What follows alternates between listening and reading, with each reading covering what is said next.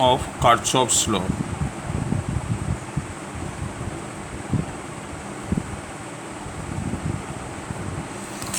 This Kirchhoff's law, the first law of Kirchhoff's law, is said to be as Kirchhoff's junction rule.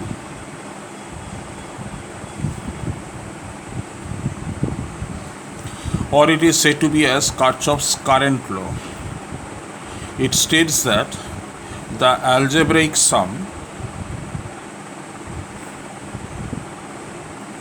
of all the currents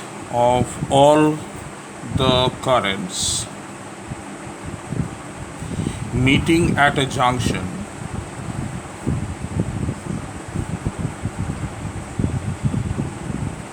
in a closed circuit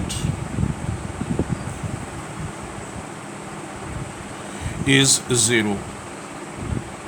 So what do you understand by this? Suppose if this one is a junction or this one is a node, and if there are the currents which are entering the junction, there are few currents, suppose I1, I2, I3, these are the currents which are entering the junction.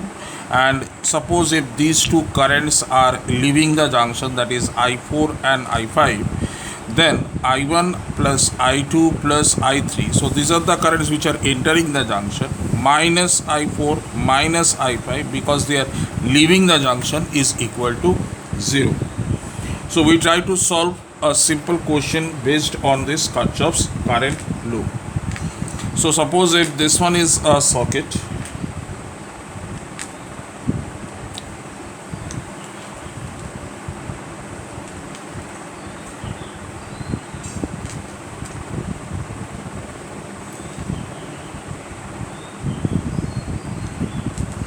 this one is the circuit, this one is suppose 1 ohms, this one is 2 ohms, and this one is 2 ohms, this one is 30 volts, this one is 10 volts, this one is 14 volts, this one is positive, this one is negative, this one is positive, this one is negative, this one is positive, and this one is negative. We have to take out what are the currents in each of the branches.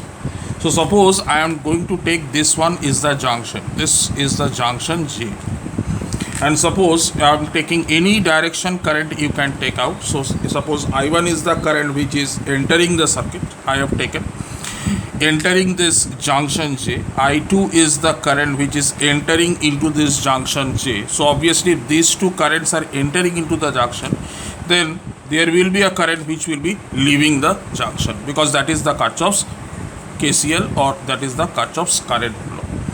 So if this one is 30 volts, you can see this one is the negative potential, this one is the positive potential, and you can see, so there is a rise of voltage from negative to positive, and there is no resistance present over here.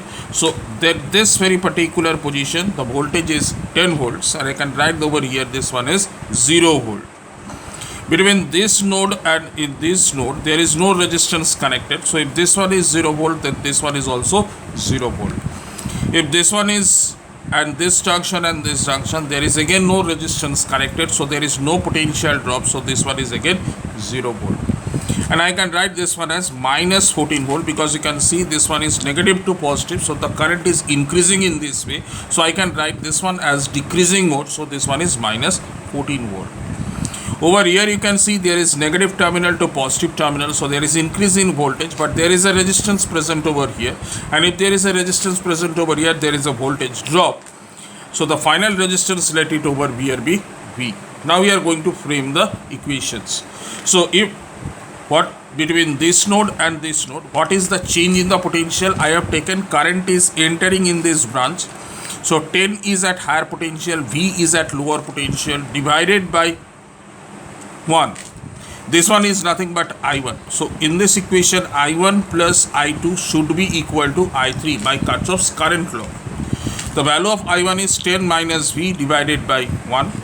From here you can see this one is 30, so over here this one is 30 volts. Again over here I have taken I2 is entering the junction, so it is plus 30 minus V divided by 2. and over here you can see I have taken current is leaving the junction. So over here V will be at higher potential and minus 14 is at lower potential. So V minus 14, so it is V plus 14 divided by 2. On solving this one, we are going to get V as 9 volt. I am not showing the calculation, I am just writing the answer. On solving this one, it will be 9 volt. So I1 will be 10 minus 9 divided by 1, that is 1 ampere. I2 is equal to 30 minus 9, so it is 30 minus 9 divided by 2, so it is 10.5 ampere. And I3 will be 9 minus 14 divided by 2, so it is 11.5 ampere. So you can see 1 ampere it is entering the circuit. I1 is 1 ampere, I2 is 10.5 ampere, and I3 is 11.5 ampere. So here is the Kirchhoff's current law.